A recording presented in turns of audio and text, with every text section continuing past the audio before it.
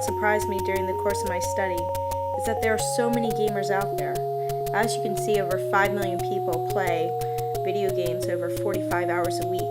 The group is massive. And it wasn't surprising to me that this many people play video games. What was surprising that I hadn't realized it before. It was as if I put a selective filter on my brain, and what I wasn't interested in, I didn't see. I didn't see that there are more gamers out there than non-gamers, and I was ignoring a huge group. I've known a lot of gamers in my life, but not until February 26, 2014, after spending several weeks monitoring the Reddit site, reddit.com/r/gaming, did I realize that this was an actual community, a community that meets all the qualifications of what a community is. The Reddit gaming community of over 4 million participants has a set of 10 defined rules. These rules are regulated and enforced by modifiers who will make sure that the community continues to make posts related to gaming and not out of self-interest.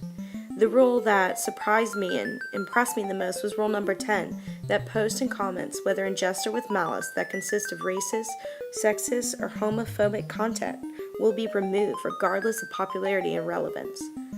Popularity is an issue on the Reddit community because as posts get more votes, they become higher up on the feed.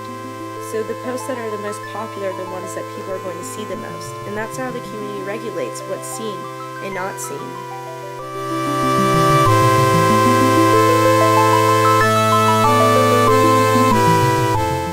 Another feature of a community that the gaming community follows is that they have their own discourse and their own way of thinking and doing and their own roles that they fill. Are gamers different than the normal person? Do they have their own language? Do they have their own way of communicating? In my experience, I found that to be the case, that gamers have their own lingo, and there are sites devoted to gamer lingo. Here are some words that you can see in the gaming community that don't exist in the outside world. Words like noob and camper are seen as negative insults to someone, and words such as pawn, which I've never seen before and hope that's the pronunciation, means to own or win. The gaming community is not bound by physical identifiers such as race or gender or socioeconomic status. As long as someone can afford a game or internet, they can participate in the community. The gaming community is a diverse and international group. The 6 people above, what they have in common is that they are all gamers. There's contention within the gaming community about what defines a true gamer. It is considered those that play games like Farmville and other Facebook games and games on the Wii are considered casual gamers,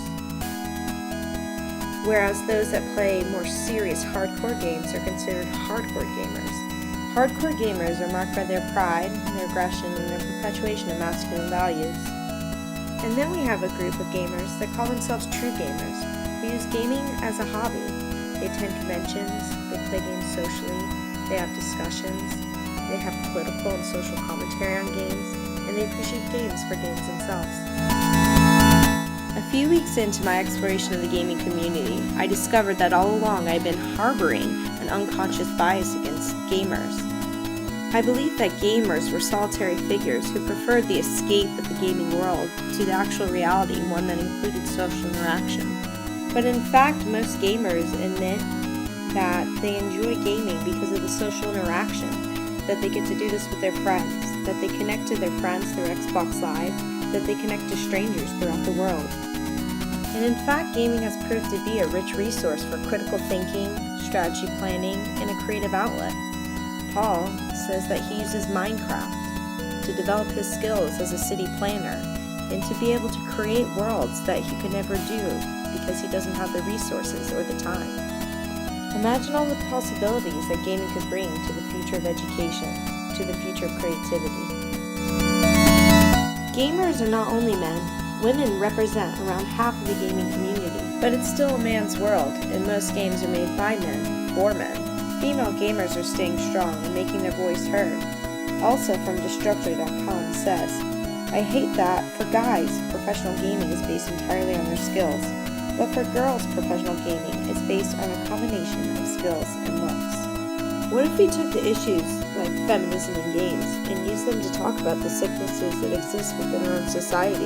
In many ways, the gaming world is a reflection of society itself.